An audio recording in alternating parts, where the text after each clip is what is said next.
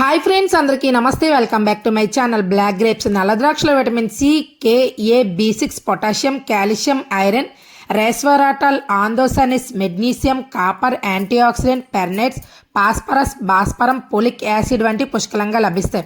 నల్ల ద్రాక్ష రోగనిరోధక శక్తి పెంచి ఇన్ఫెక్షన్ నుండి రక్షిస్తుంది. ఎముకల ఆరోగ్యానికి మరియు రక్తం గడ్డకట్టడంలో సహాయపడుతుంది. శరీరంలో అనేక జీవక్రియలకు అవసరం. నల్ల ద్రాక్ష రక్తహీనతను నివారించి ఫ్రీ రాడికల్స్తో పోరాడి గుండె జబ్బు, క్యాన్సర్ తగ్గిస్తుంది.